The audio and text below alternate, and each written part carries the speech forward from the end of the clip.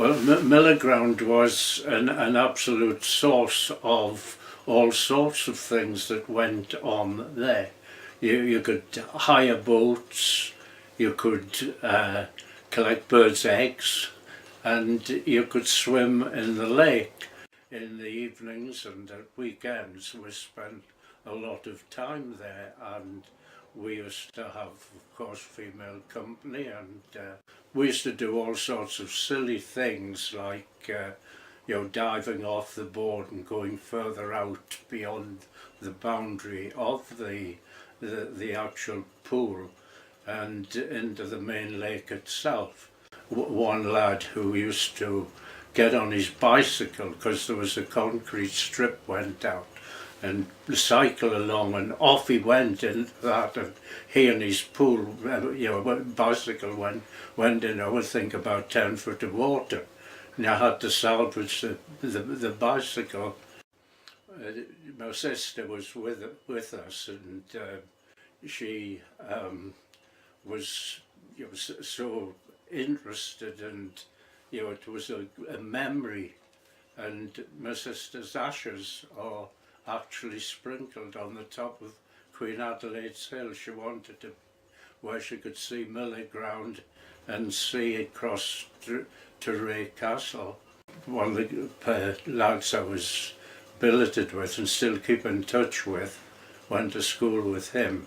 He was a budding engineer, and we collected and built this big raft from Colgar, and one night in April, when the nights were beginning to get dark early, we went off and we'd rigged a sail up, and we got right out, and we were off Millerground when the oil drums started to leak and we started to sink.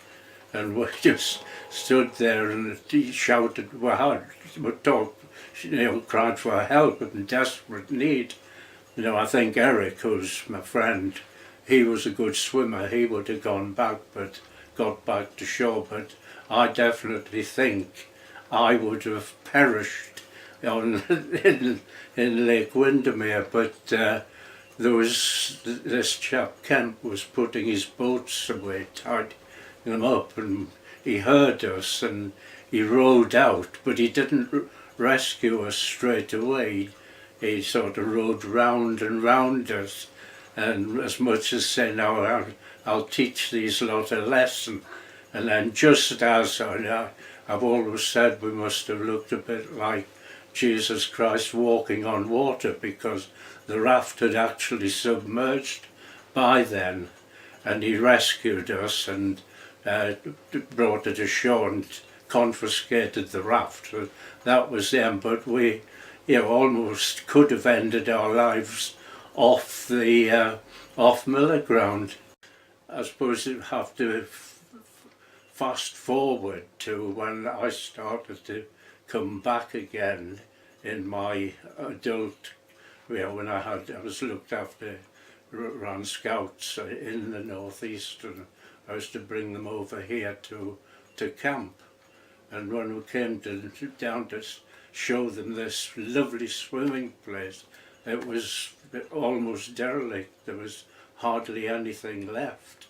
And I think when you came and said you were going to do something, I think it would be a tremendous asset to have that. And I've mentioned to a lady I know that I was talking to you, and she said, oh, that would be lovely, because she's got a granddaughter and could take her down and enjoy the type of picnics that you had.